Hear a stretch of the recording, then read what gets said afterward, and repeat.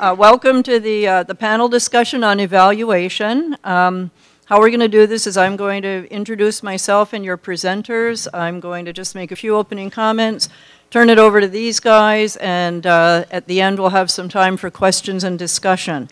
So I'm Debbie Delancey, and I'm moderating this panel not because I work for the department, but because it brings together my two passions, which is being on the land and evaluation. And Sabrina taught me a long time ago that when I'm meeting with a group of people that doesn't know me, I need to tell you who I am and who my people are. So I'm not from the Northwest Territories. I'm originally from the United States, which is where most of my nuclear and extended family are. But I've lived in the territories for most of my life, probably more years than many of you in this room have been alive. I've lived across the NWT, so I've worked and lived in what's now Nunavut and Baker Lake, and like my minister, lived in Frobisher Bay, which doesn't exist anymore. Spent several years living in Fort Good Hope, which is where my former partner was from, and had my kids there and raised my kids. And so, although I've been living back in Yellowknife for many years, I'm really tied to this land through my children's Dene heritage, and really think of Fort Good Hope as my other home. Before I worked for government, I worked for the Dene Nation. I worked for the Makimautiksat, which is the precursor organization to NTI. And I spent a lot of time working with Fort Good Hope and communities in the Sahtu, doing traditional knowledge research, participatory action research, and trying to work on developing community-based indigenous methodologies. But the most important thing, and the thing that I learned the most from, is that when I lived in Good Hope, I was fortunate enough to spend many seasons on the land, fall trapping season, spring hunt, with my partner and my extended family. And so I really had firsthand experience of being on the land, of observing the healing power of the land on other people, and of experiencing that healing power myself. And so in my time working for government, I've always tried, not always successfully, I'm the first one to say, to kind of bring a perspective of community knowledge, community wisdom into policy making. So that's a passion of mine, but my other passion is evaluation. My academic credentials are in program evaluation, and as a public servant, because I've worked for government for almost 30 years, I really feel it's important. We're spending your money. We're spending the public's money. We need to know if we're having an impact on people's lives and making a difference. So when I saw, on the land conference evaluation stream, I just said to the guys, I really need to be part of this. So that's me, and I'm very excited about the panel we have here today. I've had a chance to get to know them a little bit. So your first presenter is Iona Radu. She's a PhD affiliated with Concordia University. Iona is an interdisciplinary scholar. She's a community-engaged researcher and an educator, and she's based in Montreal. Her work focuses on Indigenous well-being, on knowledge mobilization, and oral history. She's been collaborating with the Cree Nation of Northern Quebec, and I'm going to say this wrong, Iuishi, for over a decade on community-led initiatives in various fields, from education to public health. She's presently a postdoctoral fellow at Dialogue, which is an Aboriginal Peoples Research and Knowledge Network, Institut National de la Recherche Scientifique in Montreal. She continues to focus on community engagement in research, decolonization, and land-based healing. Our next presenter is Lawrence Enos. He's the Youth Center Manager and a band counselor with the Wikwemikong Unceded Territory. Got to know Lawrence a little bit yesterday, and he's got an impressive biography, which I'll read. Unfortunately, last night, our MC, Ryan McMahon, characterized him as a sloppy eater at the gala dinner. So I just, I'm going to read the whole biography because it's important to set aside that reputation. So Lawrence is an Ojibwe from I'm going to say it wrong, Wikwemikong Unceded Territory, which is located in Manitoulin Island in northern Ontario. He's employed as the Brighter Futures Manager for the Wasanabine Community Youth Services Center. In that capacity, Lawrence is responsible for management and leadership of the Outdoor Adventure Leadership Experience Program, and that includes 5- and 10-day canoe excursions through their traditional territory during the summer and outdoor leadership boot camps during the winter months. Lawrence has been involved with research interests that are devoted to understanding outdoor adventure and experiential education programs in the context of achieving personal growth and holistic health outcomes.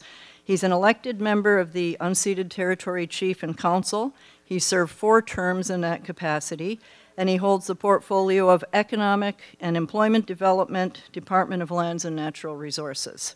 So very impressive portfolio for somebody who's still pretty young. And then we have Stephen Ritchie. Stephen's an associate professor in the School of Human Kinetics at Laurentian University in Sudbury. He has worked in the outdoor field on and off for over 30 years as a guide, teacher, and facilitator, and more recently as a professor and teacher. Over the past 15 years, he's taught a variety of senior-level undergraduate courses at the university on topics such as outdoor facilitation and team building, risk management, and adventure therapy. His outdoor research interests are devoted to understanding outdoor adventure and experiential education programs in the context of achieving personal growth and holistic health outcomes. So it sounds like you and Lawrence teamed up because you have the same research interests, so that's good. And he's very interested in the importance and impact of land-based programming, and he's currently active in a diverse portfolio of research, including several community-based participatory research collaborations with Indigenous communities in rural and remote locations in Canada. So you've got a stellar team here. I spent a lot of time trying to think of questions to ask these guys, but when I met them, they've all got very thorough presentations, and I think most of the questions I was going to ask will be answered. However, I'm going to throw out 3 challenges to you that I would like people to think about as they listen to the evaluation presentations. And these are challenges that I've run into in my work trying to be an evaluator or work with evaluators in government working in Indigenous communities. So the first challenge is being really clear on who the evaluation is for. A lot of people don't trust evaluators and they don't trust evaluation. And historically, governments have used evaluation as a tool of colonization. There's been a power imbalance, and it's been, we're going to evaluate your programs, and then based on how we think you're doing with our evaluation, we'll decide whether to give you some more money. So there is a new kind of awareness developing among evaluators of what one of my colleagues has called evaluation without dominion, which is this idea that government and Indigenous governments have to co-create evaluation if it's going to work. The second challenge I've run into is the perception that you can't evaluate land-based programs. So last week I was making a presentation to our Health and Social Services Leadership Council, and when I talked about this conference, one of the regional leaders said, well, you can't evaluate land-based programs, that's ridiculous. We all know what it feels like when you get out of town and you get on the land and you just go, like, how do you measure that? Or you hear, well, this guy went on an on-the-land program and he's still drinking, so the program failed. Why should we fund it? But obviously there are dimensions that we can evaluate, and I'm really looking forward to hearing what these folks have done and then hearing from you where we, certainly in the Northwest Territories, should move forward. And then the last question is just one of methodology. One of the reasons people haven't trusted evaluation and evaluators is because, like in many areas of research, evaluators have tended to come out with academic methods that work in an urban context, that work in a university setting, and tried to impose them on communities. And I was really struck yesterday when Gloria Enzo was talking about indicators and put up, here's the community's indicators, and here's the GNWT's indicators. Why does government keep measuring the things that are important to government and not work with communities to measure what's important to them?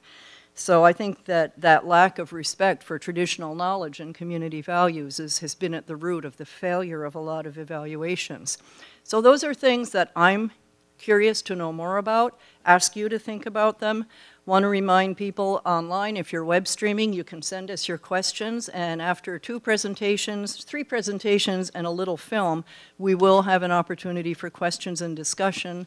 So I am now going to turn it over to Iona.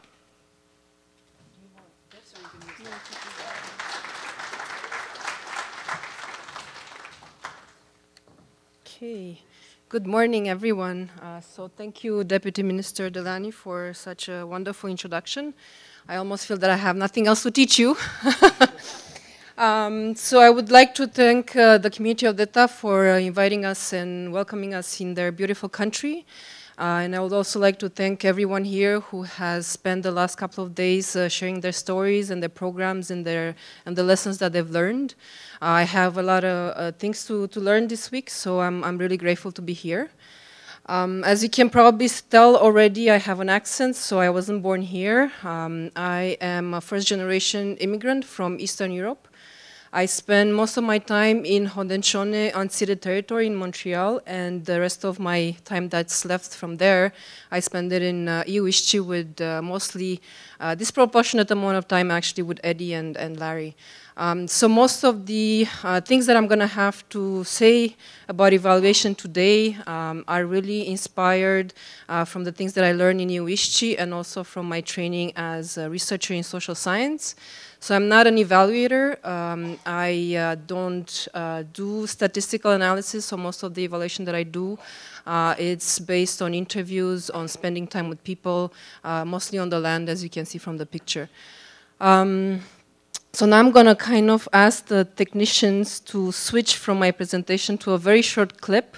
It's only 5 minutes. I just want to ground the presentation on the clip, and then I'm gonna come back and continue the presentation.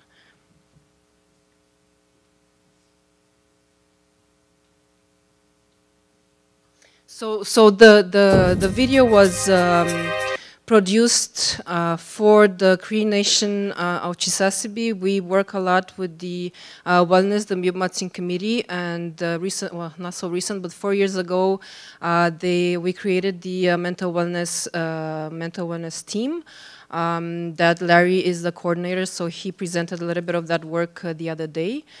So this film was shot on the land at Eddie's camp. Eddie's camp is about 500 kilometers away from the main town, the community, and this was a group of young men that participated as a diversion program from the justice system in the community. So we spent about 2 weeks in the bush with them. They stayed longer, and the video was made for and the video was made to kind of promote the program within the regional health network in Iwichchi, which is controlled by the Cree Nation, is the Cree Board of Health and Social Services of the James Bay. And I'm just talking a little bit right now to give time to okay. So anyway, just in terms, because we probably don't have time. Maybe we can. After, okay.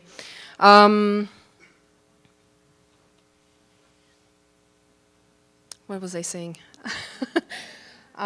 So the video was part of, let's say, if you want to call it evaluation. I don't really call it evaluation.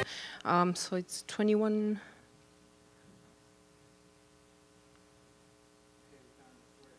That's okay.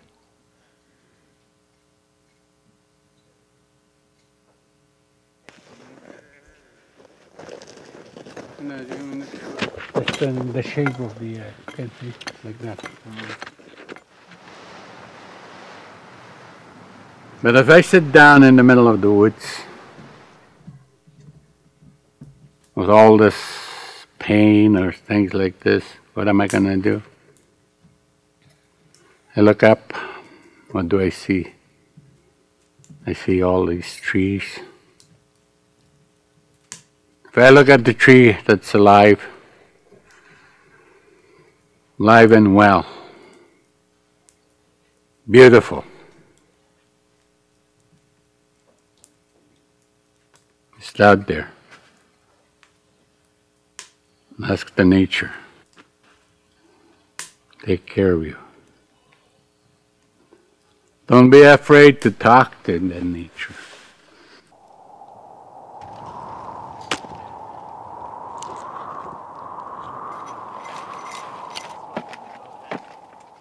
Umagesh and change me Mugajan Justice Committee member at Chisasibi.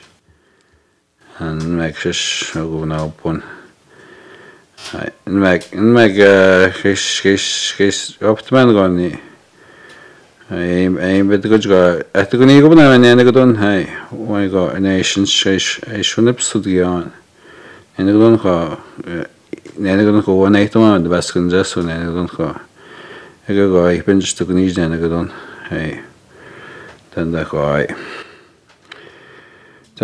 jaji ta gubna go and I got the connection jaji would make jaji chico gubna mugi spitznaga no ge and you up then go spinach got then baskun dano jab chen go which go to chen in Megan nenagon jadon up then go I not that's sequangin and ho begudano and ho Chisasibi mo again do the joy chido khubnago so ji shichko khuji yashayin be gudjiga na ho should say takshin ushta ho chega na anchke kod baskunzan chayo baskunzan basknaga go ayo am khano ichge magimajin twin agus ushta Backstam no go I nanoj bake shiga again go 90% I nanoj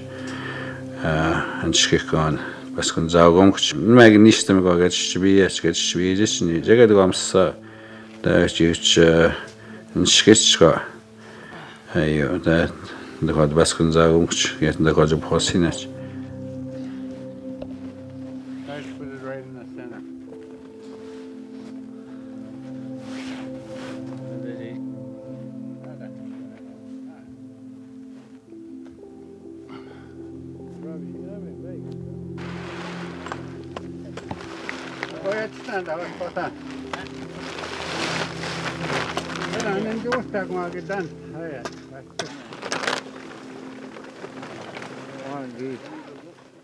Eddie has taught me a lot, taught me more about life and more the good choices in life and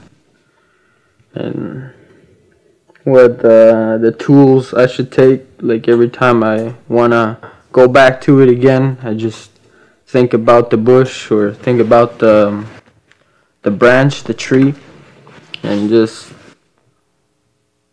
not do it anymore. So in the video, you kind of see three kind of types of evaluation, if you want to think about it in that sense, right?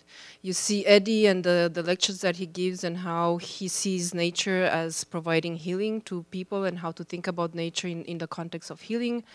You have William, who's a member of the Justice Committee, and he kind of evaluates how the services in the communities in the community are doing, how there's gaps in how they can help young people get well. And then you have the young man who speaks about how he experienced the program and how nature for him and the teachings that Eddie had helped him in his life. So in a way, evaluations is not always about counting, right? But it's also about that. And so we have to think of evaluation in terms of how changing the mindset and how trying to translate the priorities of the community into the kind of language that we probably need for government and to get funding. So in a way, I'm trying with the presentation, a lot of the times when you think about evaluation, we think about passing a judgment, right? We think about judging the merit, the worth, and the significance of a program. And a lot of the times, that judgment brings about this feeling that, that it's punitive, right? That the standards that are set by others, we have to come and meet them. So there's always this idea of a gap that we have to kind of catch up with something that is not necessarily something that we care to catch up with, right? And usually evaluation is used to, first of all, to help make decisions, but also to create new knowledge, to come to understand what it is that we're doing and understanding in a good way. And so I borrowed this turn of the phrase, coming to know, to replace the word evaluation. So it kind of already by changing the language, and Joe John Zoe yesterday was talking about how we have to change the language. Phil was also talking about how we can talk about in language connecting, language of connection. So in thinking about evaluation, we can also think about evaluation in this idea that we come to know something, that we're trying to learn and co-create something new from something that already exists. And this turn of the phrase, I kind of borrowed it from the American Indian Higher Education Consortium. They have published indigenous evaluation framework, which is pretty interesting. So I'm just borrowing some of their ideas in this presentation. And so when I think about evaluation, I think about a group of people that come together. They all bring something that they need and they want to see happen, and they work together to make that happen. And so evaluation is also should be about that, about a collective process that that the community is asking for, that the community is leading, that the community has control over. And then in building a winter lodge up north, and this is something that we were talking, Larry, we were talking about in terms of how Eddie explains the process of controlling your mind and your emotions in trying to get better. So for me, I kind of applied the same idea to evaluation. In building a winter lodge, you have the first layer that is put down, and that's a foundational layer that is not very well organized, but is there to keep the warmth of the lodge. And then on top of that layer, you have the more organized layer of boughs that are usually placed in a certain direction, so that that space is being used. It's being used during the day, and it's clean and it's well arranged. So evaluation, in a way, it's that kind of ideas that when we speak about outcomes and inputs and activities, it's kind of thinking about those kind of processes where you lay something, the foundation. And then you have the structure, and Eddie was talking about how, you know, everybody brings the poles, and the poles don't always have to be the same size, and they don't always have to fit the right way, as long as the shape of the lodge it's a good shape and people can use it. And so in evaluation, you have different types of methodologies, different types of data that you use in assessing a program or assessing a process. And some of them are used for some things, and some of them are used for other things, so it really depends on the objectives that you have. It's just the same as the poles for the lodge. The shorter ones you can use to hang things inside the lodge, even though they don't support the structure. And then once the lodge is finished, you bring in the stove, and you have a space and a warmth where people can sit and spend their day and live a good life that it's proper to their objectives. So in a way, evaluation, it's kind of like that. I don't want to take too much time, so I'm going to go a little bit faster towards some of the slides, so don't worry, there's a copy that is going to be distributed. So evaluation, in a way, it works like that. You use it to make decisions at certain times for different reasons. So in very technical terms, we have developmental evaluation that kind of answers questions like what is that we're trying to do. So usually we use that kind of evaluation to think about the program that we want to set up at the beginning, at the emerging stages of the program or the process that we're trying to set up. And then we have formative evaluation. These are just very technical terms, but it really answers questions like how is the program working, how is this process going, are we doing the things that we set up from the beginning.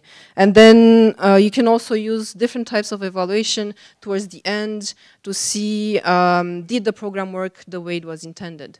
But in an indigenous context of the community and the culture is very important in how the evaluation is done, right? So you have the language, the values, the knowledge of the communities are important. Kinship relationships are important to think about when we set up an evaluation process. And then community context, the place, it's important. The history of the community, it's important. So all of these things have to take into consideration when we evaluate. So there's no single model, and I know that's not very useful, but it's useful because it gives communities the flexibility to think of evaluation in their own terms, to measure the things that they want to measure, but also to think in terms of what can we also measure at the same time that would help translate this knowledge to the government agencies or the funders that we may have to work with. And so in terms of gathering data, we have evaluation can be done at different stages and at different levels. So you can evaluate individual outcomes and how individuals engage with the program, how they go through it, what benefits they may come out of it. But also there's evaluation that looks at the collective aspects of a project, right? So you kind of ground that project and that process into the larger community context, and you say, you know, you may have one land-based program, but you also have other programs in the community that are going on during the year that kind of come into contact, and they have an impact on how a land-based program may be developed and implemented. And yesterday we were in a breakout session, and I remember one of the ladies who were there, they were saying, you know, I feel really hurt to think that my way of life is seen as a program, because it's not a program. It's a way of life, and it's how we've lived, and it's a reflection of our ancestors and our culture and our community and our knowledge system. And so in thinking about evaluation, evaluators should think in those kind of terms as well, that program may have specific outcomes, but it should also be included into a global perspective of the community activities that go on all the time, right? Oops, I forgot to click my stuff here. And so you have different kinds of data that you can gather, right? You can count things. We call this quantitative data, so measures and percentages, and you count. But there's also other ways of understanding how a program may work, and that's by interviews, by sitting down and talking to people. You can look at reports, and all other kinds of information that you can lay your hands on, right? And you can do this at different stages. You don't have to wait until the end to do your evaluation. The best programs that are set up are when an evaluation is started from the beginning, where people are involved from the beginning, where the community is involved from the beginning, and they walk through that whole process together from the beginning, even before they figure out what kind of outcomes or objectives they might want to set. And so now, very briefly, because I know I'm almost 15 minutes, recently, I have started working with the Thunderbird Partnership Foundation. We are trying to develop a land-based service delivery model. And as Carol has mentioned earlier today, it's not about making a recipe.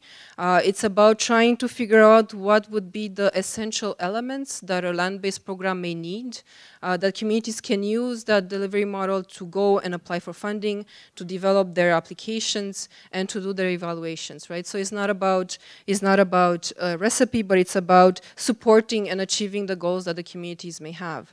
And very briefly, for now, at this stage, this project, it's only based on literature review. So we're looking at how in the literature, how in the studies, how land function as a place of healing, as a teacher and as a healer. And then we're looking at program descriptions, program reports, manuals, media, videos, whatever the program and the communities may have produced. And then when we can and when the staff is available, we also do very short phone interviews with the staff managers. And so in doing this very preliminary project, we kind of realized that land-based programs are usually, they tend to be a kind of program in the community that helps to coordinate care. So you may have elders who are part of the staff, but you may also have the youth center who may loan, let's say, a nurse or a mental health worker who is a clinician. You have the helpers on the land who have a different kind of knowledge, and you have also peers. So a lot of the programs are either designed for youth, so it's prevention, promotion, empowerment kind of programs, and then you have the programs who specifically focus on treatment, so like the Chisasibi healing program, it's specifically designed for that. But that doesn't mean that one program can have the whole spectrum, right, built into the program. So you can have prevention and promotion, but also treatment. So it really depends. But these are some of the essential elements of these programs. And then in thinking about the interaction between the staff and the participants, we kind of try to distill down some foundational values that may kind of inform the way people relate to each other once they're on the land. And these are, I'm not going to go through all of them, just for the purpose of time. And then we have this more the principles in which these programs may be based. So we have, of course, indigenous knowledge and culture, creation as a healer, experiential learning, community-focused. It's about social inclusion. It's about leaving that idea that people have a problem or they're problem makers, and look at the strengths and the gifts that they have. And of course, it has to be scalable. So communities can decide there may be a big program that involves a lot of partners, but it can also something small that it's really run by a family or by a small group of people. So it varies across Canada. And so I will very, very briefly go through some of them. So in Chisasibi, so maybe I can take a little bit more time to speak about the Chisasibi project during the questions period, because I worked on it the most. I've been working in the James Bay for about 15 years and in Chisasibi for about six to 7 years, so I can speak at length about that. But just very briefly in terms of methodology and how we went about, we did a survey with the youth. We also did a video, the one that I just showed. There was daily debriefings with the staff while on the land, so we could try to get their sense of what their needs may be and how we could improve the program. And then there was a continuous updates with the elders. So you have the young people who participate in the program. They stop Eddie on the street in the community. They talk to him. So you kind of get an assessment. It's a way of an assessment on how they're doing after. So it's post their participation. Then you have in Nunavut, there's a program that was developed for youth, and the way that they evaluated that program was through a very specific series of questions that measure feelings, observe changes and lessons learned from the camp. They did pre-post assessments, and then they did daily debriefing as well. So even though these two programs, they never met each other, you could see that there's a certain pattern that comes in, right? So there's many things that we can evaluate at the same time. And then lastly, there's the Shibogama treatment. This one is intended, it's a family base, so it's a family model, so people go as a whole family into the bush. It's really designed for the prescription drug abuse program.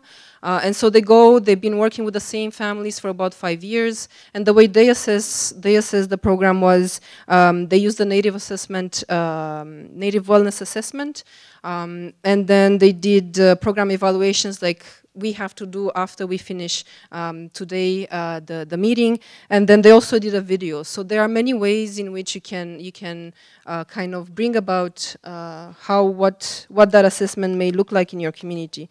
So really, in thinking about a culturally competent evaluation, it's a little bit didn't fit properly, but in thinking about a culturally competent evaluation, we talk about participatory action research in the research vocabulary, but this is really about coming into the community and sitting down with the people from the beginning, and having the community work with the team, and it can be internal team, it can be external, it can be a mix of the two, and it's this idea of looking at strength-based, so in looking at protective factors, what helps people and not what makes people sick, right? So it kind of brings about these ideas that Carol was talking about earlier.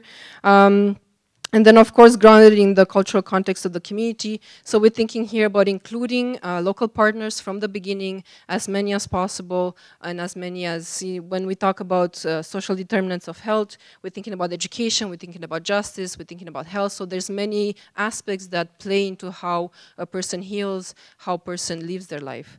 And then, of course, is this idea that evaluation has to respect and support self-determination locally. So we're talking about capacity building, and a lot of the times evaluation it's about individuals and outcomes, those kind of things, but it's really about how we can build capacity in the community, and really building capacity means how people can be healthy and contribute to community life throughout their life cycle. And then of course we have to think about relational indicators, so this means that we're looking at individual but also at the community and collective. So during this couple of days, all of these things were already said. Somebody from Nunavut Parks was saying about how for them it wasn't important what the youth actually learned, but it was important that they spoke Inuktitut. So that's an indicator, right? That's what's important for that community. Then an elder from Nazca, she was talking about that there's a time to put away the books. And of course, there's always a time to put away the books. And evaluators who come from the outside, they have to take that time to listen. I think it was Norman who was speaking about how the elder said, you know, you have to come and you have to listen. So us as outsiders who come in, we have to learn how to listen, right? And somebody, I think it was the same elder who said we can do endless things, right? So communities have to really look at these projects, look at these programs, look at these processes as doing anything that the community really wants to do, and not worry so much about responding to government objectives and funding, although it is very important. But that's a different process that can be done at another place and point in that evaluation. And then Phil was talking about changing language to language of connection, about love and about compassion. So those are things that are important for these programs that might not necessarily be important in your evaluation form that you send to the government, but it's something that the community needs. And Eddie was talking about the changes in the landscape and how you can't drink the water from the river anymore. That's an indicator, right? So now we can't drink the water, so what can we do to counter that, right? To make something better out of it.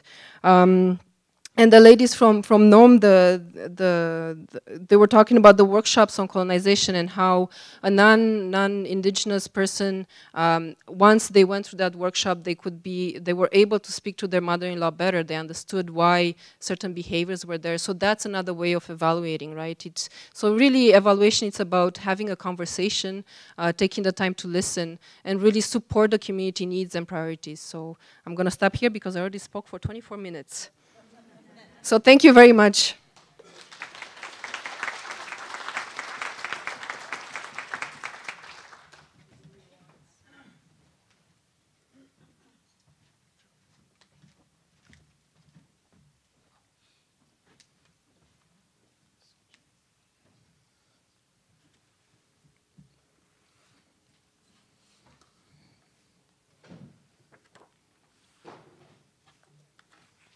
How do we get the other presentation?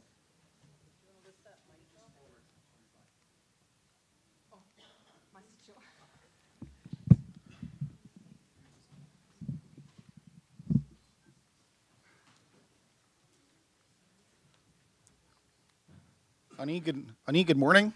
My name's Laurentian University, and just before I begin, I felt the curse of Ryan McMahon last night that I had to bring an extra shirt this morning. It's in my bag, and I was really careful when I was eating breakfast. I didn't want to spill anything. So, Ani, good morning. I'd like to thank the Creator for the beautiful day and the beautiful week up here. I'd like to acknowledge the community elder for starting the summit off in a good way. That was very, very, very awesome to be a part of the ceremony.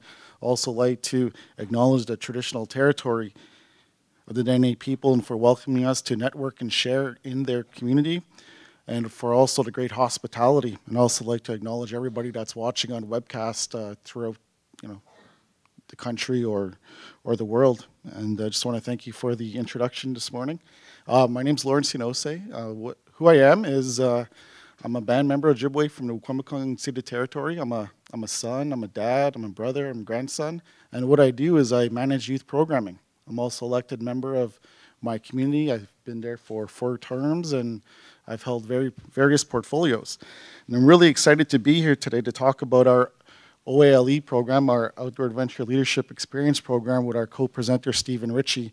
And what we're going to do first, before we talk about evaluation, we're going to talk about the connection from a First Nation community to valuation. As indicated in the introduction, there are some barriers to that. So let's see here. So Wikwemikong is located on Manitoulin Island in northern Ontario. It's the largest freshwater island in the world. And we're located about 2 hours from the greater city of Sudbury, which also has Laurentian University, College Boreal, and Cambrian College. So those are the closest post-secondary institutes to our community, and it's also the largest urban area to our community. So we are kind of rural, we are kind of remote, but not like the Northwest Territory. So we do have our barriers and challenges in Ontario.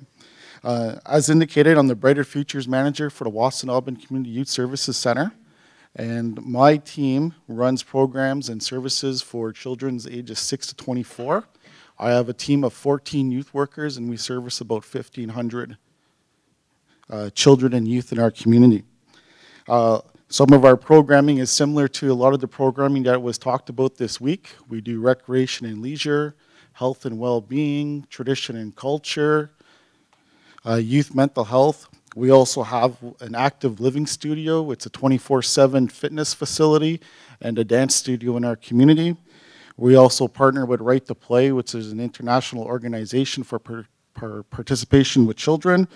And we're here today for our Outdoor Adventure Leadership Experience program. So our collaboration, we started back in 2001 with a youth needs assessment in our community. We've had lots of challenges. We had suicides in our community, so we worked really hard to find out what was needed in our community. While we were doing this, there was also our friends at Laurentian. They were also, at the time we had the Dr. Robert Shinke, who was a boxing coach, and he was trying to find out why elite Aboriginal athletes only got so far and fell off from going professional. There's a lot of us in our community that are elite athletes at the time. I'm no longer an elite athlete, I'm more of a well-rounded athlete now. But so we worked on this project for 6 years with athletes and coaches right across Canada. Again, so we were connecting with different provinces, and a lot of coaches were wondering, how can these athletes be so good but fall off? So we started working on research and coming up with interviews and evaluations, and a lot of it was culture shock, the loss of family support, and they just kind of returned back to their communities, or they kind of fell off into other barriers and challenges. So from that project, we started going into outdoor adventure leadership. And in our community, we're blessed with being on an island. We're surrounded by water. We have a lot of natural resources in our community. So we started from there, and we've grown to what we are today. Our program, we've been running since 2008, a pilot project. We're growing to what we are today. We're a big player, I think, in regards to outdoor programming. We also working with a children's health and well-being measure. It's another form evaluation designed by children for children. They came up with the questions themselves so that they can understand the questions and answer the questions. So our Outdoor Adventure Leadership Program, so we have a curriculum that we follow. I know we talk about curriculum, and a lot of people say it's probably not there's different types of curriculum. So we have a curriculum that we follow for our OALE program. So inside the curriculum, there's 3 goals that we follow. There's leadership training modules. We talk about implementation phases, principles, our 7 grandfather teachings. And in the summer, we run 5 and 10-day canoe trips.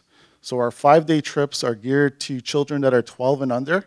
They actually attend with their families, with their parents. If they don't have a parent, it could be their guardian, uncle, an older brother. So we gear it towards the families. And our 10-day canoe trips, our 10-day expeditions, that's geared to 13 plus.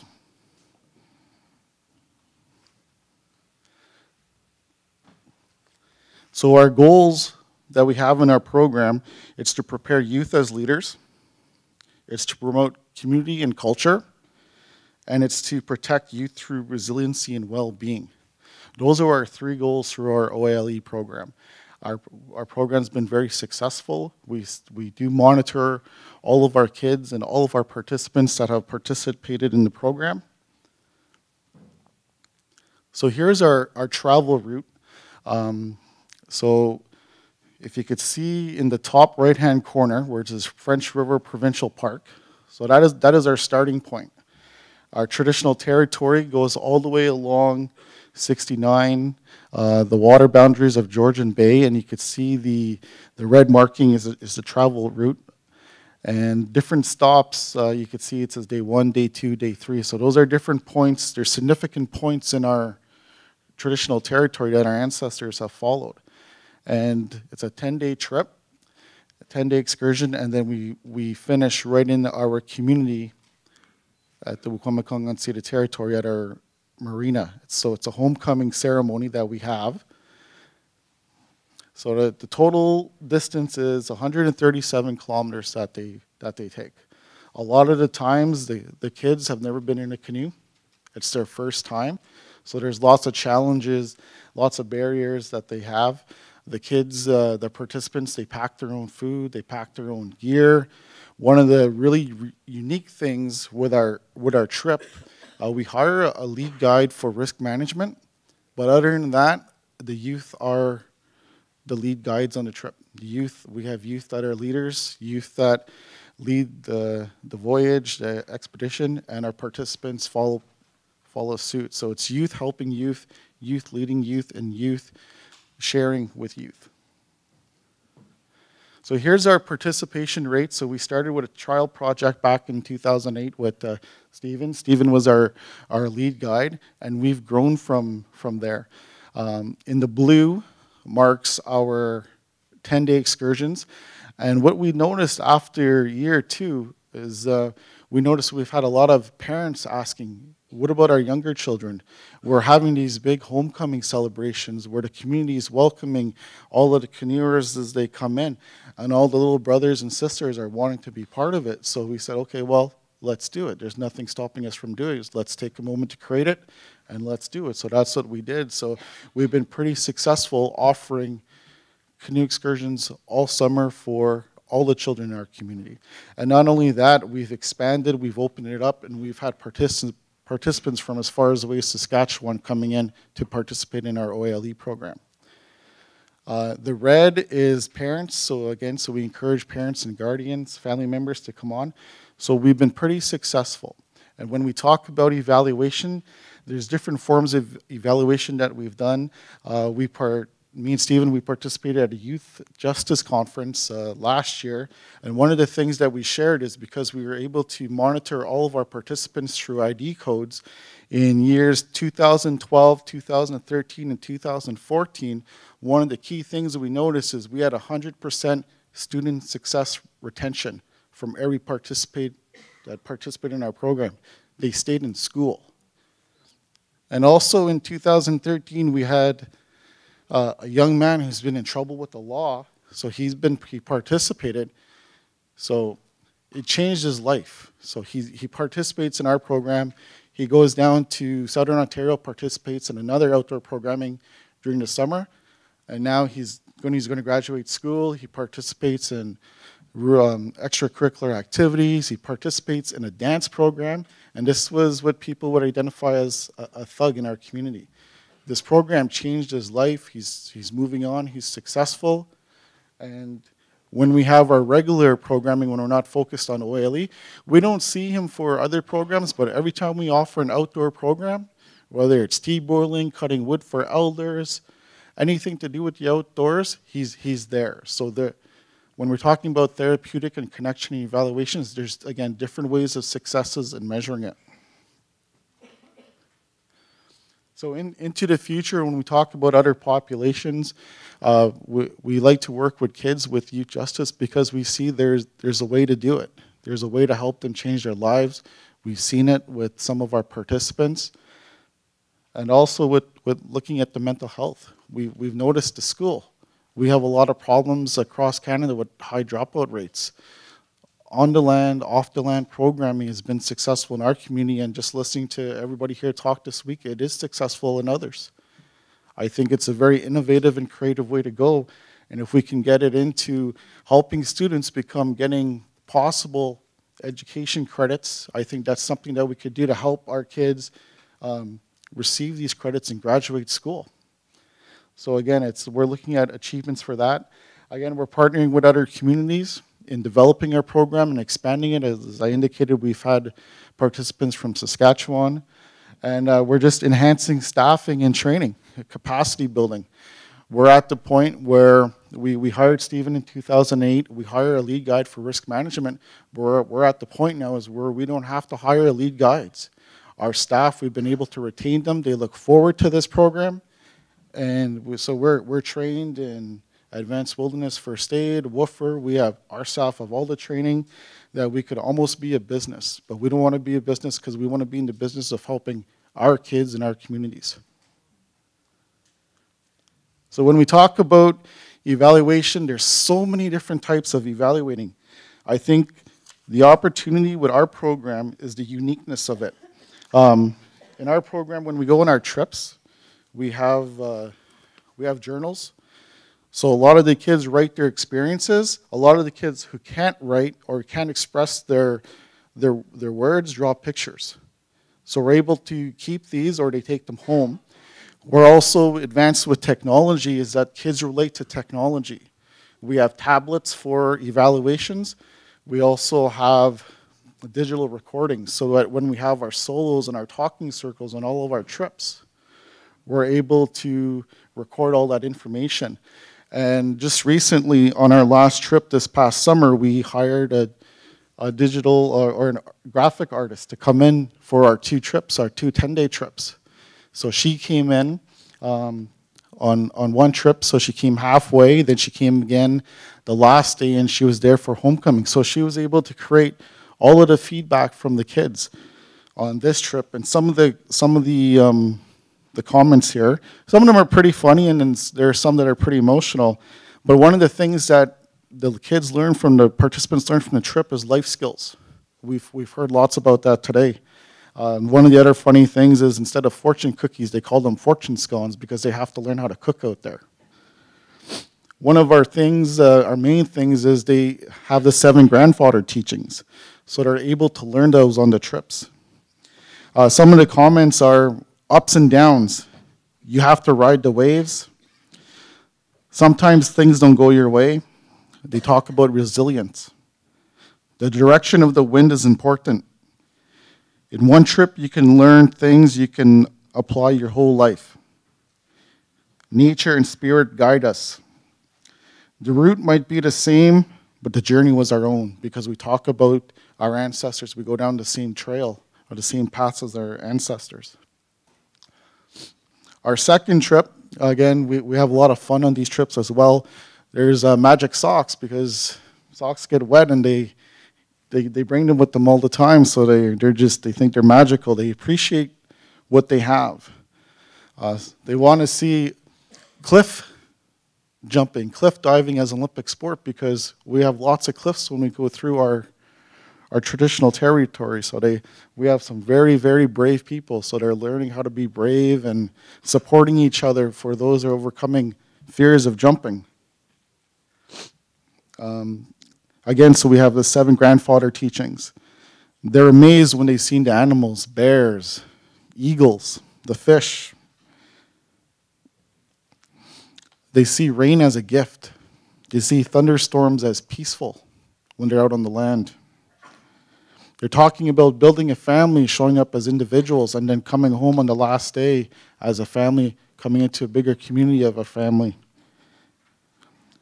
And one of the things I like is you don't look down. When you look up, you realize how beautiful it is. So that's our program. I'm going to hand it over to Stephen Ritchie.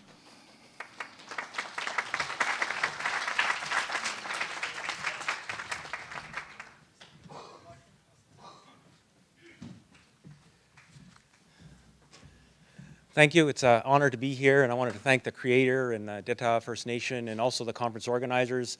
I'm actually quite overwhelmed to see the cohesion in this gathering across the territories focused on land-based programming. For years, I've thought that it would be great to have a gathering like this. It just seems maybe the population in Ontario, it's been difficult.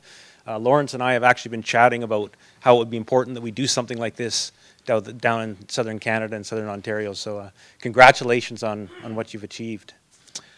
So as mentioned, I'm at Laurentian University. I'm also a faculty investigator in a couple of research centers, the Center for Rural and Northern Health Research and Evaluating Children's Health Outcomes Research Center.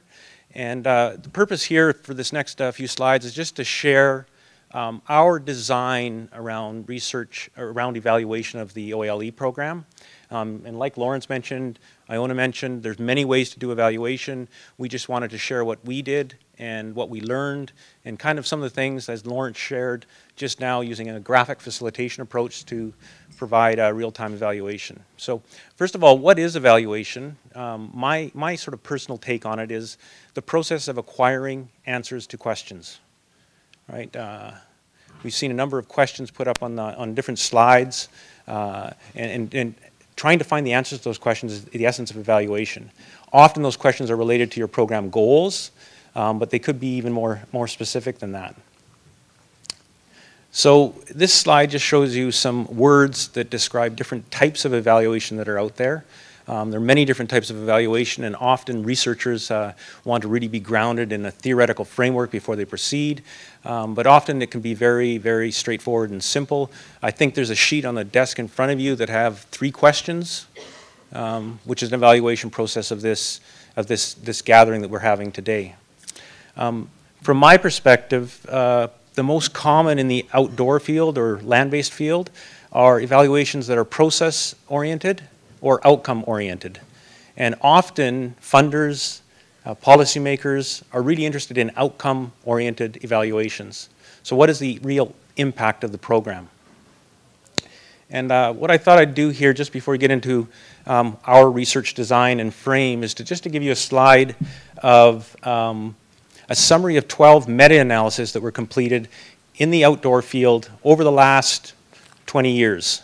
And a meta-analysis is a statistical technique to pool results from many different studies.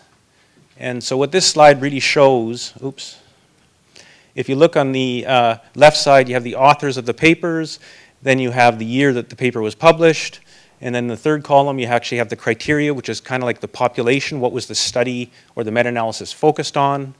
Then you have a column on the second from the right, which says number of studies. So these are a number of specific research studies with different populations from all over the world that would have met the inclusion criteria. And then the last column on the far right is effect size, which is a statistical technique to see if there was an impact. Right, so they have slightly different populations, slightly different focus, but when you look in the right column, there was a positive effect size. 0 was there was no effect, 1 would be maximum effect, so anywhere between 0 and 1 would be, not maximum effect, but a large effect. There's some guidance given to effect size. 0.2 would be a small effect, 0.5 would be medium, 0.8 would be large. So we can see in outdoor context, there's a small to medium effect in terms of participation.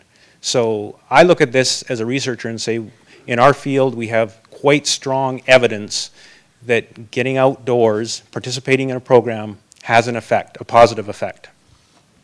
There are limitations to meta-analysis, but often policymakers want to see or considering hierarchy of evidence, and so they really like meta-analysis and systematic reviews that pool studies together.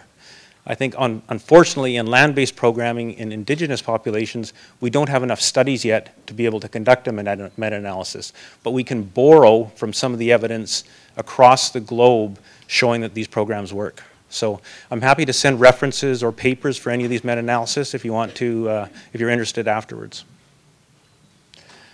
So the OALE evaluation design, this is sort of a rough outline. On the far left is we wanted to develop what we thought would be an appropriate program. The middle square says implementation, so that's the 10-day program. And then if you notice, you have T1, T2, and T3. Often in outcome evaluations and different types of evaluations, you want to collect baseline data before you actually implement the program. So T1 is often referred to as a pre, so you're measuring something before the program occurs based on what your research question or evaluation question is. Then you run the program, and then you measure that again afterwards, and you compare the pre and the post, and if there's a change, there's an effect. So all those studies in the previous slide that were pooled together in meta-analysis, all those had a positive change pre-post. And some of the more robust studies would actually have not just a measure pre-post, but they'd also do the same thing in a comparison group or a control group. And that would be considered a higher standard of research in some ways. So we actually measured some baseline data at T1. We also measured at T2 and then 1 year later. So you can throw some other terms of types of evaluation in there if you like to describe the model. One of the first questions we had, what is a culturally appropriate OALE that would promote resilience and well-being? So you notice that there were 3 program goals that Lawrence presented, but in evaluation, sometimes if you evaluate too many things at once, you just sort of get lost in this sea of evaluation. So we focused in on resilience and well-being. We hypothesized that there was a health impact from participating in the program, and that's what we wanted to measure. And then an outcome evaluation really uses that pre-post model, measuring before and after. But we also wanted to see if there were results that were positive, if there was an improvement in resilience, was it sustainable long term? And we chose a 1 year period. Other studies might choose 1 month, 6 months, 1 year, and even some studies actually have a longitudinal and try to follow people, but that's really difficult to do and very expensive. And then the process evaluation, which is really how does it work? And in outdoor programming, generally, land-based programming, often in the literature they refer to what happens on the land as a black box from an evaluation standpoint. So what was it that occurred over the 3, 4, 5, 10-day program that actually had an impact on achieving any outcome that occurred? Was it the relationships that were developed? Was it the thunderstorm? Was it the activities? Was it the programming principles? Was it just the connection with the land? What was it that actually had an impact? So a couple slides just to share very briefly a summary of some of the most significant results in our program. In terms of, if you look on the far left, you have the scale scores from the resilience scale that we use to measure resilience, which is one construct of health. And we measured pre and then post, and there was a 3.4 point improvement. So it doesn't matter what those numbers are. What really matters is that it was statistically significant, so that we can say that there was an improvement in resilience for the youth that participated in the program. Likely the most interesting study or aspect of the evaluation that took the most time and the most, probably 3 years of work and transcribing over 100,000 words, was trying to understand what it was about the OALE experience that actually promoted resilience and well-being. And this is sort of a conceptual framework that characterizes the results. And if anybody's interested, the publisher, we published this paper last year, and I think there's some copies at the back you can grab, or I can email a PDF if you like, that describes in more detail what we found. And I think what we found here would be what you already know, which is connecting with the land, is what promotes resilience and well-being. And as a researcher, it took me probably the longest time to get to that point where I realized that this is what it was. We were expecting, or I was expecting, to probably have confirmation of some of our programming elements that were contributing to resilience and well-being, but it was connecting to the land. And so I'll just share a little bit from the model because it might be interesting and echo some of the things that I've heard already today. And one of the things is that we noticed that the connecting actually was more external and experiential in the first few days of the trip. So the youth in their journals, and so we collected data from journals and talking circles in the evening, and we just did check-ins around the campfire, which we audio recorded. I also interviewed youth on the trip. We had focus groups after to try to make sense of what occurred during the trip. So we collected data from numerous sources. And what seemed to occur is that the youth were experientially just engaging with the land and with Creator. So it was sort of an external experiential process for the first few days. And then we started noticing in the journals that the youth were recording more reflective thoughts. So there was some kind of connection process internally, or a change process that was occurring over time internally. And one of the things, I think Norman presented yesterday and mentioned something about day 3. We actually found a day 3 phenomena. So there was a change that occurred on day 3 for the youth. In fact, there were some journals where I'd be reading and a youth on day 2 would say, I hate it here, I wish I could go home, I'm dirty, I don't like it. And then you flip over on day 3 and the entry was all positive. I love it out here, we're canoeing, I like swimming, I have friends. So there was a change that occurred. And it wasn't just necessarily day 3 for each youth, it might have been day 2, day 3, day 4. But there's definitely something that happened that was impactful early on in the trip. So what that sort of led us to think about is that in planning programs that they should be long enough to allow the youth to adjust in the first few days and get to a point where they can have a change. And the other thing that sort of struck us is that maybe the change process is not linear. Maybe there are real significant events that occur for each youth, and they're different for each youth, that may occur during the experience at different times.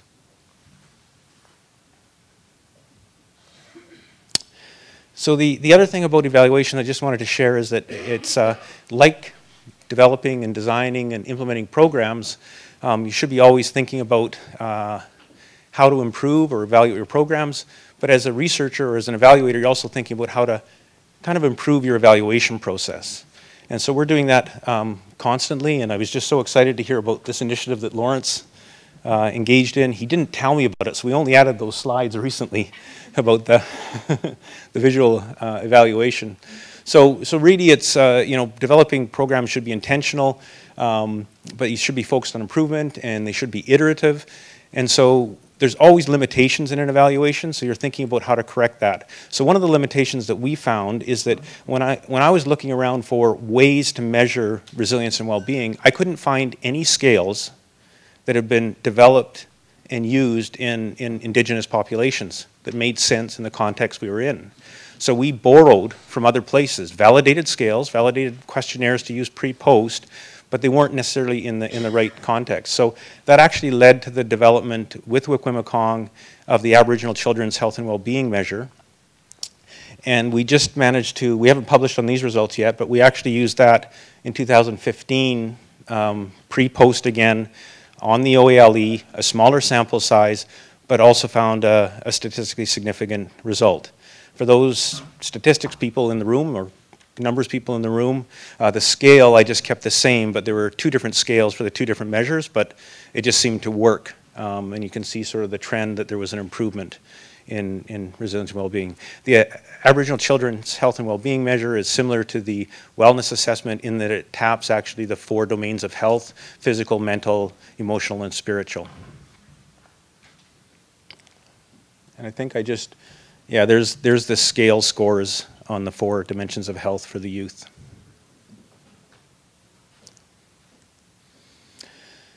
So based on this evaluation process, we can conclude that the outdoor venture leadership experience did have an impact on resilience in the short term.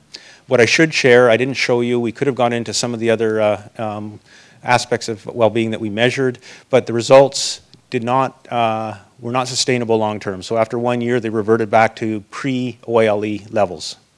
So it was a short-term experience, which is pretty common in the outdoor literature. Challenges with, this impactful, immersive experience had a change for the youth, and then they go back to some sort of environment that is not as impactful. And how do you actually maintain the results? So it's probably one of the biggest challenges, I think, for land-based programming is that continuity over time beyond this really impactful program, whether it's 1, 3, 5, 10 days. And the other thing is just preaching to the choir here is just how important it is to connect with the land. And I think we have pretty strong evidence from our project that this connecting process of the land is one of the most powerful ways to have some kind of health benefit. So this is just a short video that we wanted to share. We wanted to end with some of the voices of other folks that were involved in the OALE. So you'll hear some few different voices, and it ends with sort of a perspective of two of the youth that participated in the OALE in 2009. Do I just hit play, I guess?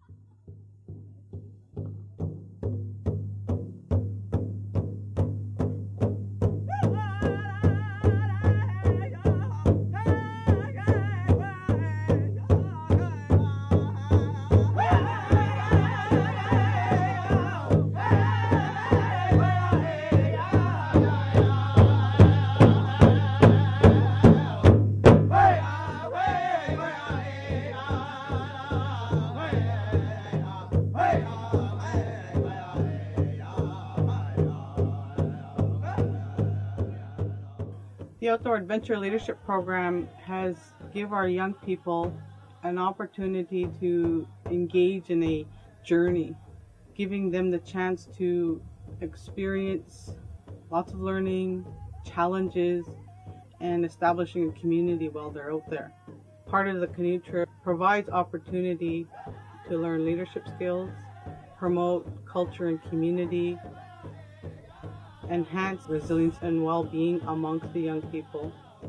One of the most significant elements of the Outdoor Adventure Leadership Program is the arrival of our youth back to their homeland.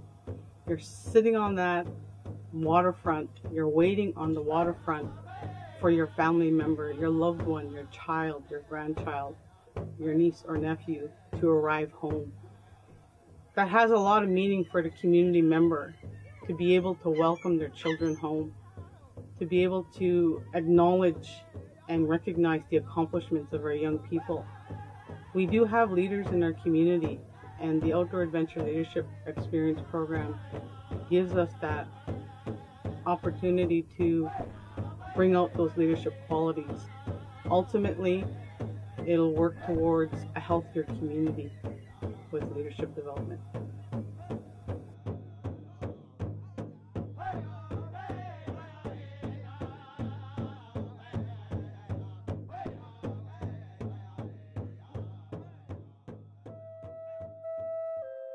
One of the characteristics of resilience is self-reliance. Self-reliance is this increasing belief that you can rely on yourself, that you can count on yourself to do things, that you don't need to please other people. It's a sense of balance. The youth are taking control of their emotions and viewing things in perspective, and they're able to take what comes and moderate it in their thinking and then alter their expressions. During an outdoor adventure experience, it's really a unique time where the youth are sort of removed from their home environment and they're placed in a group, and sometimes they don't know other people in the group very well. And they learn over time to develop relationships with other people in the group. And they're also in a context where nature is the teacher. Rapids and storms and rain and all kinds of adventures that ensue. And these adventures help form the group into a tighter group, and they become communal and they rely on each other. So the sense of self-reliance is also related to a communal reliance, in that the team needs to count on members of the team to overcome obstacles. With a sense of self-reliance and communal reliance, these youth are set up to succeed in life beyond the experience in the outdoors. And that's one of the most satisfying things from an experience like this.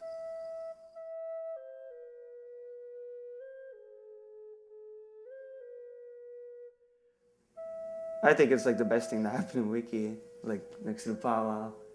It's a lot of fun, and you learn a lot of stuff. You can make new friends in your community.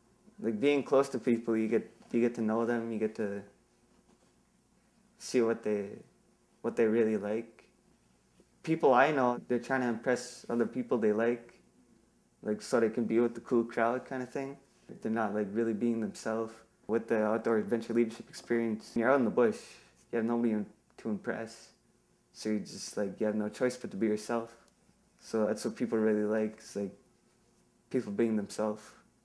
You get to really know people. Well, trying your best to please people, like trying to change your personality, like just to please the cool crowd. That's not good. You're you. You can't change that, but you can change some of the stuff you can work on. You're working on yourself, not only to impress others, to impress yourself. And that's what I think matters a lot. If you're not happy with yourself, you just sad all the time. That's bad. That's wisdom. Well, before I went on the trip, I was always I always thought what people cared about me. I was always really self-conscious, how my hair was, or if my makeup was smeared, or if I have a stain on my clothes or anything like that, or if I wear the same shirt in 2 days in a row or something. And then when I got on the trip, we didn't have much of a choice to bring lots of clothes or all that kind of accessories I always wear. And then just on the trip, it's I didn't even care. Well, at first I cared. I didn't like it. Started feeling really dirty and stuff, but it's just I looked around, no one else didn't really care, so I was why shouldn't I care? So that's what changed that about me, is that I just stopped caring what people thought. As long as I felt comfortable, then that's all that mattered to me. I remember the first day, the mosquitoes were killing me out there. I cried. The first day, I remember I cried so much. I was I want to go home. The next morning, I remember I cried again, writing in my journal. I was I don't want to be here. I don't like this. And then came around to the third day. I remember that's when I just fell in love with being out there. I think that's when we did the rafting. And that's when I got all wet. I fell in the water, slipped off a rock.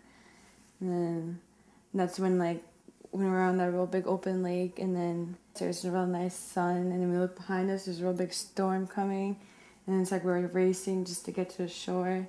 That part was I was just wow, it's what nature looks like. It's pretty nice. But that's when actually I started talking with all the guys. That's when I started getting to know them that night. By day 4, everyone I was canoeing with in my group was just one real big family, and so I just started loving the whole trip and all together. I just enjoyed it.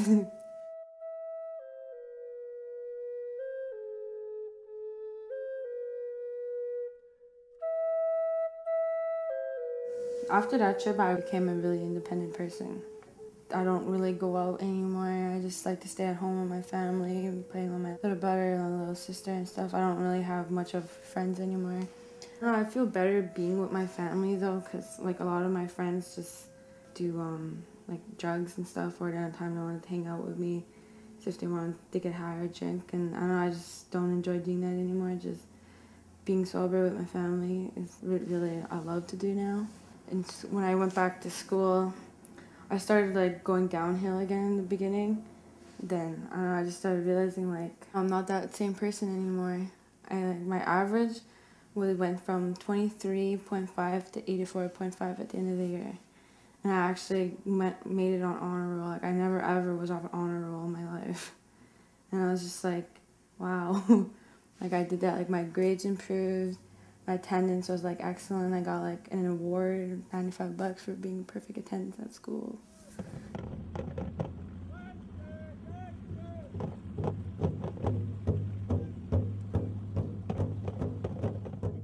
For me, just seeing you come back home, be with your families again, it's such an emotional time, because we know that you've been out there for 10 days. It's been such a spiritual journey for you.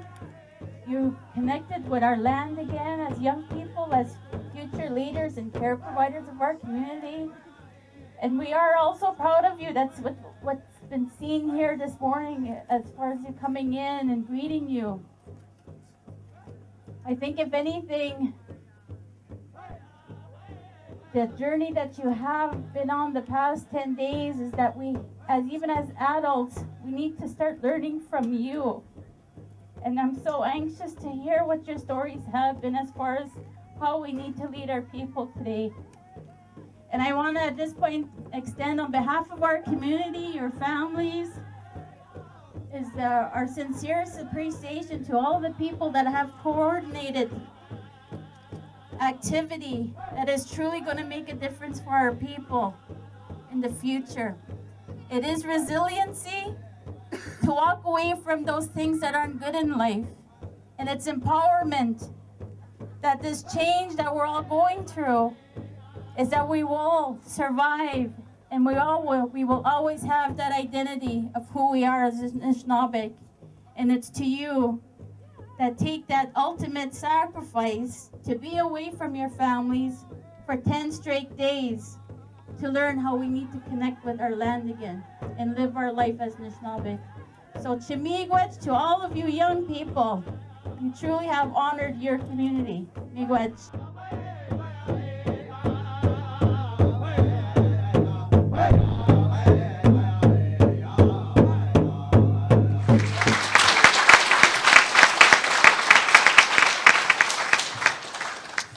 So I think we'll just turn it over for questions. Okay, so thank you. That was an amazing set of presentations. Any questions out in the audience? Okay, go ahead. Do we have a roving mic, or is this it? Sorry, I'm just a little bit slow. Paul, you were asleep at the wheel again, man. I haven't run for a while. Did you put up your hand? Can you put it up again? Yeah. Thank you. Really beautiful presentations. One thing that I would like to encourage, I think everyone actually here to think about, is taking that short-term positive thing, as you mentioned, and creating something more long-term.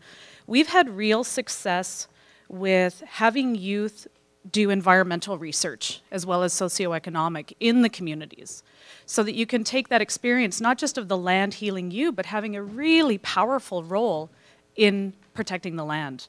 And what I see there is that someone can be in the community and be strongly connected to the land. It's not only relying on being on the land to have the mindset and to have the feelings and to have the empowerment that comes from it. So I'm happy to talk to anyone about the programs that we've been running. They've been extremely successful. And it's not just about the wellness that comes out of it, but it's actually creating a knowledge economy in the North. Young people are finding that there's an opportunity to be the researchers for their community rather than relying on researchers from somewhere else.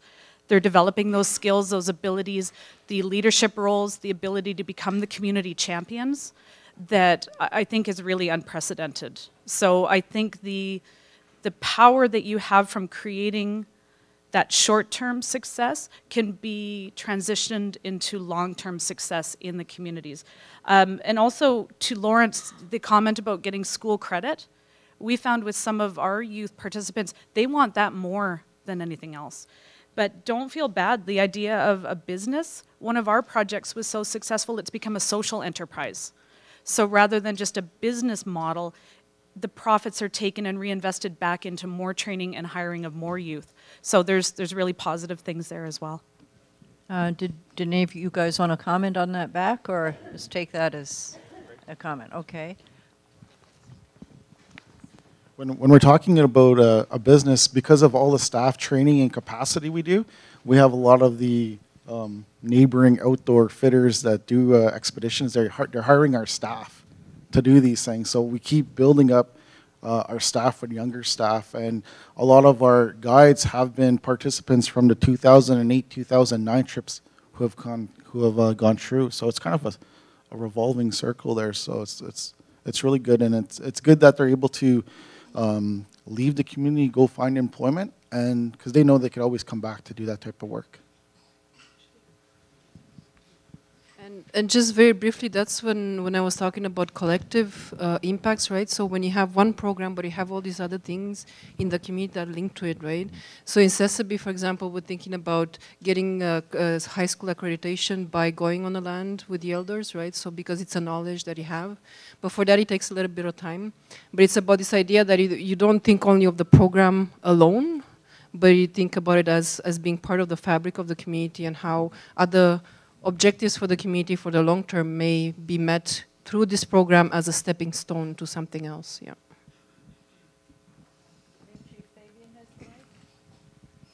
Hi, my name is Roy Fabian. I'm the chief for the Cutlateche First Nation. And I've been sitting here with interest for the last couple of days, and some alarming things, and and I had to be really cautious in this process. And so for me, what I see happening here, what's being recommended to us as Dene people, is to politicize our On the Land program. So, and I'm having really difficulty accepting that. For me, I have 3 young men in my community that go out on the land and they harvest animals and they harvest food and they share the food with the community and with the elders, and I had many a good meal from these young men. And none of them talked any language. But their pride, the pride that they have, like I asked this question in AFN meeting when we were talking about Makimautiksat and the issues there. And people were saying that the people there are suffering. But for me, when a young woman can build a tent frame and be able to put a wood stove in it and go and get wood and be able to keep a fire going, has a better chance of survival than most of us probably in this room. And so who is better off? Who's the one that is better off in that process? And so, and like as Aboriginal people, and I just listened to the previous, I didn't see who was talking because they didn't stand. And what she's saying is really important. And to us, On the Land program is just a natural, outcome of the things that we have been doing as Dene people here in the Northwest Territories for the last 50, 60 years. We listen to the elders, guys like myself and Paul here, and Norman was, I don't know if Norman's still here, but Norman. We sat in the back and listened to the elders talk about being Dene. And today, I come to these things to share my traditional knowledge with the young people. There's no other reason for me to be here. And so the whole process, to me, is that, if you can give a little child, the ability to be able to go and set a rabbit snare, and the next day visit it and catch a rabbit and skin it and cook the food, we've done more for that child. And all this evaluations and process that we're trying to justify ourselves as Dene people here. We don't need to. You know, our people were thriving on this land. To me, I hear the word survival. There's no tenor word for survival. There isn't. There's a word that says living, life. That's the only one I know that talks about our relationship with the land. So there's no survival mode for us. When the Europeans came, we were thriving on the land, based on our relationship with the land, based on our integrity that we developed from being on the land, based on our culture from being on the land, based on a language that was, developed based on relationship with the land and our capacity sustaining people. So those things is what made us, thrive on this land. And what's happened in this whole colonization process, and to me this is a colonization process we're in right now. The colonization process, there's a wonderful adage where they say, if you teach a person to fish, you'll feed them for a lifetime. If you give them a fish, you feed them for the day. In colonization, they knew that really well. And so what they did was they took away our capacity. They took it away from us. So they took, rabbit snaring away from us. They took being able to set nets and to be able to eat fish away from us, and replaced it with other things. So today our children are having difficulty even, like for me, one of the things my wife always says is when little kids are walking to the store, God, they're going to feed themselves, from the store. And so we need to look at this, what we're doing here. There's on-the-land programs in existence right now in every tenant community. Over the years, we've done lots of research. Just in response to the resource development that's happening, we've done our own traditional knowledge studies that we conducted it amongst our people. We did a land use plan in the Techo region based on our traditional values. And we did the thing ourselves. So we already done all that work. And so this on a land program is just an extension to what we're doing.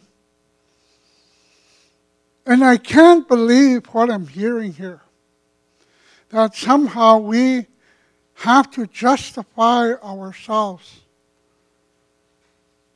No. And so I'm sitting here wondering, okay,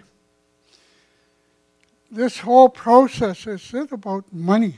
What is it about? Is it about money? So that we can, if we toe the line and do everything that they tell us to do, then we get money? And sometimes, for me, I looked at why that treatment center closed in Hay River. And I got to be honest about it. To me, I can lie to all of you and say, it wasn't really my fault. It was the government, and I did that for a while. But the bottom line was I was not healthy enough to maintain that treatment center the way we started it, based on the traditional values. And the reason was that for me, my sense of values at that time was very unhealthy. It was based on colonization. To me, money was more important than my culture. So when I went to the board and I asked for a raise, they said no, for whatever reason. And I left because, I wanted more money. Now I think about that. If I didn't leave that treatment center, I think it'll be open today and we'd be running a completely successful DNA treatment program, because that's the way it was in 1997 when I left. And it took the government 16 years to shut it down. But that's because for me, I wasn't healthy enough to be able to keep that treatment center going, because I was unhealthy. So today we need to look at that as destiny people. Are we healthy enough to be able to stand up and challenge what's going on here? Are we healthy enough to be able to say that, no, there's a different value here? The monitoring that these young people are doing. So these 3 young men, we got them out monitoring. So we tell them, you see anything going on land, let us know. And so we start challenging the people that are out there. Like the government, they got policies and regulations in place to control what goes on land. But they're not willing to go out there and enforce it. So what we do is we send our young people out there to enforce it. And so now that's what we have to do to protect ourselves. So, this whole process for me is that my dinner friends and my Aboriginal friends, don't abandon what you're doing as Aboriginal or Dene people. You know what works for you. You know what works for the children. Like, man, my little granddaughter is only 8 years old. And on Tuesday morning, or on Wednesday morning, she was out, she set traps on a school program. And then yesterday, she went out and checked her traps. I don't know if she caught anything. But to me, that process is more important than anything else. And, to me, that's where we need to say that, this somehow we're trying to give this thing a different value, through all this process. And I think the value is a lot stronger than that amongst us as Dene people. So let's not forget that. We need to look at this and try to figure out a way of doing it so that we don't have to give ourselves up. No, we don't need to give ourselves up. No, so the challenge for us is to become healthy enough to be able to say, no, I'm not going to do that. I want to do it this way. So, for me, I didn't get here on my own. I'm here today. I stand before you as a Dene person because the elders took the time to take pity on me and to share. And other Dene people like Trout Lake people took me out on the land. Man, I was scared to go out on the land the first time. But they took me out on the land and they said, okay, you want to do a training? You want to come and work with us? You want to do a training with us? Then you got to be out in the land. Do it on the land. And we sat on the ground and we ate in the bush and we slept in the bush and we did the whole healing program in the land. So the Trout Lake people helped me. But they also straightened me out. They said, Roy, you're not thinking straight here. You're not being tene. Here's a tene way to look at this. So they were able to help me a lot. But other people have done that. Even this morning, I don't know if George is still here. Yeah, he's right there. He straightened me out on something. You know, that's done away. Huh? If you see something not going right, you got to say something about it. The integrity we have as Dene people, we have to say, no, just a minute. So that's why I'm going to stand up and say, no, just a minute. And, you know, hopefully, if the government is really serious about this, we need to have another one of these meetings, but with only us as Aboriginal people, and that we put the table in a circle. We're all going to sit here equally. You know, to me, man, this sure looks like the residential school I went to. You know, where I had to sit on the table and facing the back of somebody else. So we need to think about that. You know, that then people have been meeting here in the Northwest Territories, and people like Debbie was there, he worked for Dene Nation. And how did we do it? Didn't you guys learn anything from us? Didn't you learn anything from us? Because there's going to be a leadership meeting in Cobble Lake next month. And I guarantee you the table will be in a circle. Because that's the way us Dene people we meet.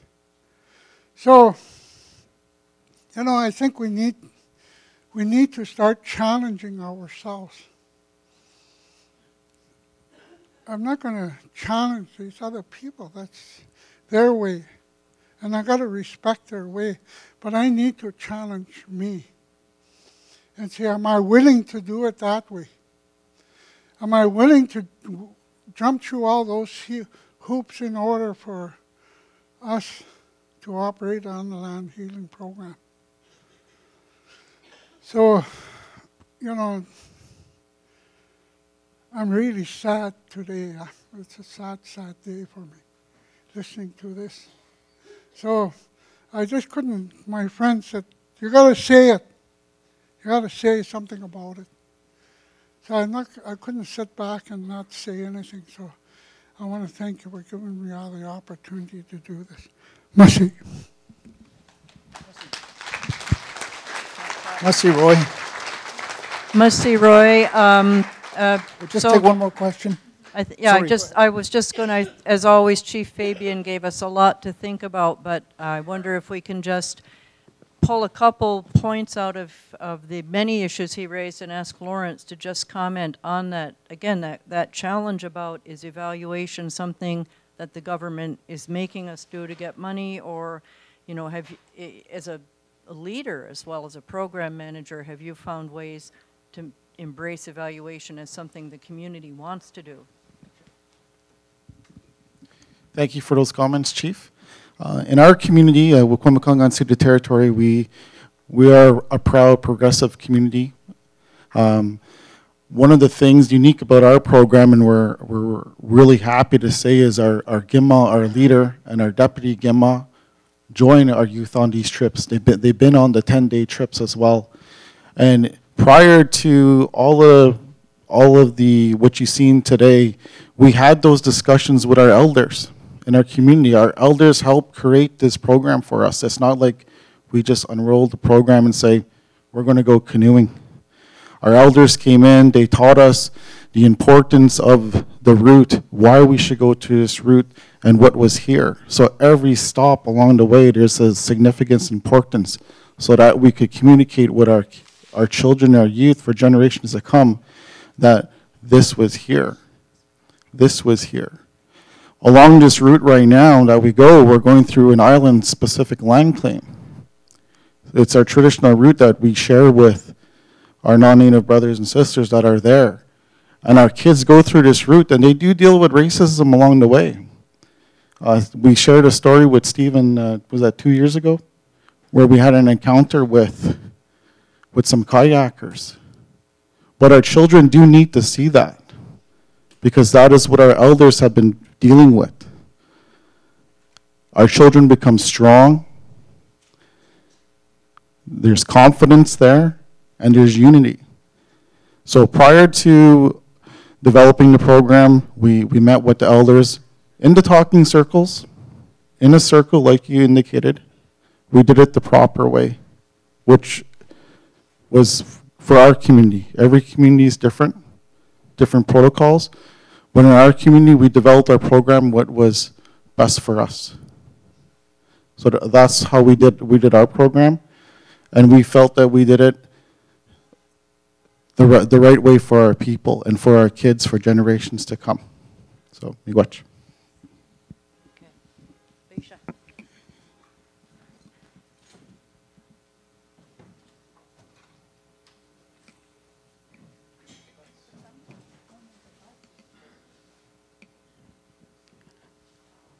I want to thank my brother, Roy.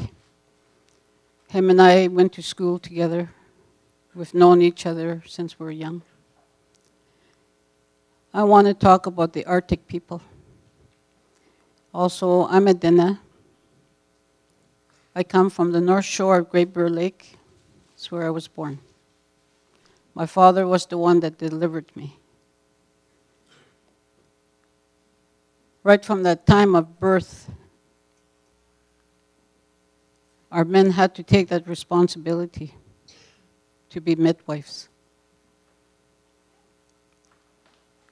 Right from the time of birth, there was ceremony done for each one of us that come onto this earth. There were traditional names given to us. There were songs given to us. Everything we're taught, right from the time we're born, we begin the teachings.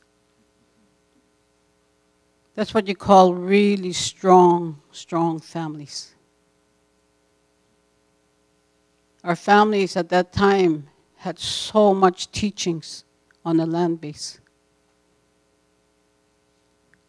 We learn about every piece of that water. What's in that water? Everything that's on that land, the footprints of everything that walks onto that land. How the air moves in the sky, we're taught about that. We can look at distance to see what kind of animals walking over there. We were taught before sunset what kind of weather is going to be tomorrow. That education was with me. All my life, I still do that today. When my grandchildren coming onto this earth, I was there delivering them. I call them 4 times in their traditional names in their ears so they know who they are. I sing them a song. That song belongs to them forever.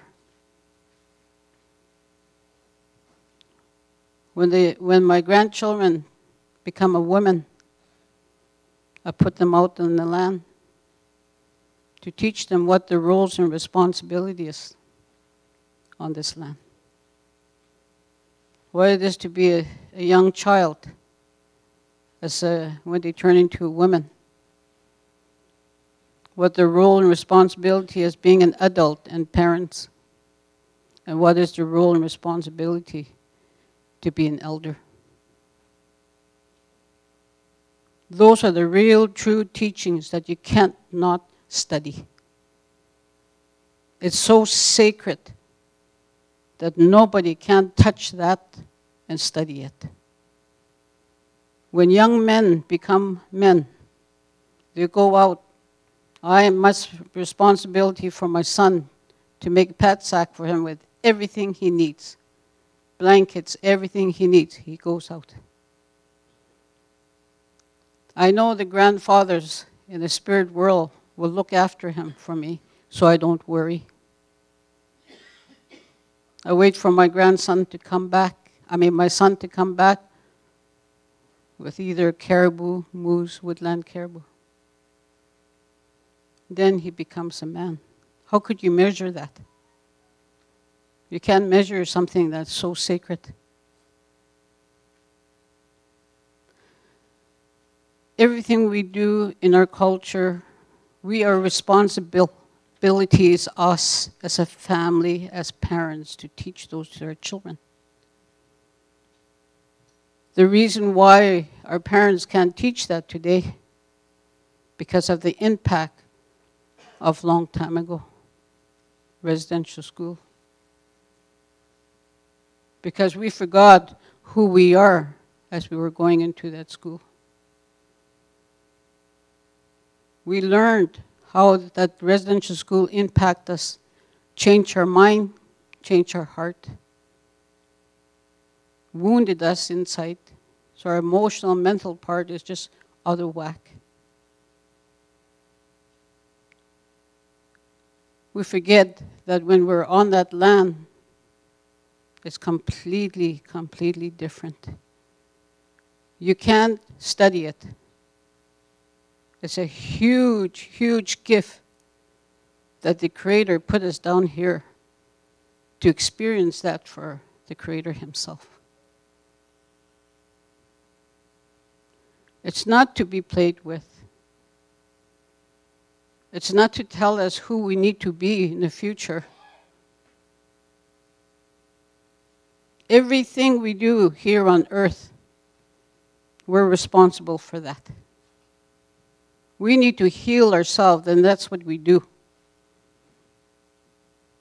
You can't study that, because we have to do it ourselves to be the best in our mind, body, emotion, spirit, so we could walk with one force. You can't study that. It's up our responsibility for us as parents to take our children out there. That's what we need help for. We need to teach us as parents the best value of life for our children. We're going to take out there and teach them. We don't need money to do that. But what we need right now to help us with funding is to help put the school together for parents and grandparents. Then we take our kids. That's our responsibility to do that ourselves. That's the real, true human rights. That's human rights. That's our rights to do that. If we don't do that, we're going to always depend on government to do things for us, funders to do things for us. We can't keep going into this little box so that we get controlled, like Roy was saying. It's so important that we need to take a look at how do we advance from here with the right voices, the right values, the right way of life. Every human being on this earth has a culture, has their way of life. But we need to start beginning to look at how we need to begin to get healthy as parents and as families. So we need a school for that, so that we don't take away and send our children back to a society to be teachers of what we need to teach them. That's why when I look at this kind of workshops, conferences, we need to stand on our 2 feet as human beings to help each other. Not to look at statistics, not to look at how we should evaluate everything we do, It's in a way. When I do projects and program, I don't do evaluation. That's the right of the human person that I'm working with. It's my job to do the best for that person so that they can walk on their own. That's the important thing.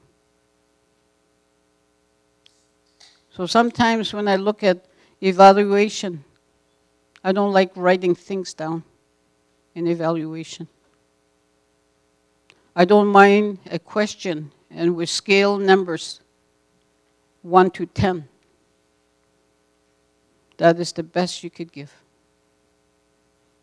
Because the rest, because our culture and our values of life are so sacred, we can't just keep giving it away.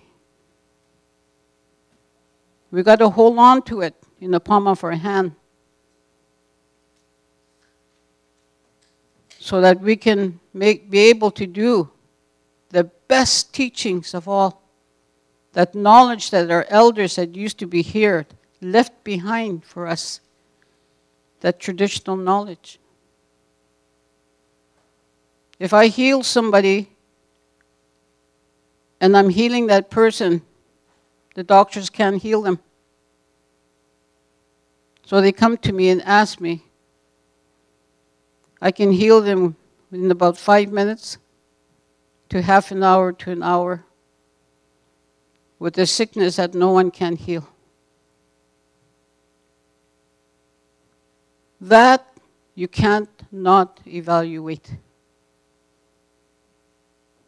If I go out there and I teach you the sacredness of out there, that you can't evaluate. There are people that are born with so much gifts. You can't evaluate those gifts because they're so sacred. So that's what I want to say, is that let's do this right. Human beings have been studied to death. Let us do our work. On a land-based program, should not be studied. On a land program, we all work out there together and make it the best for our parents, for our grandparents, but also for the grandchildren and the children, and put the best program out there for them. So I want to thank you for coming and for doing such a wonderful job I've been hearing since I've been here. But let's work together in one circle. Let's not break that circle, because we sure have a lot to share yet. This is just a beginning. So I want to say Masi Cho for listening. Thank you.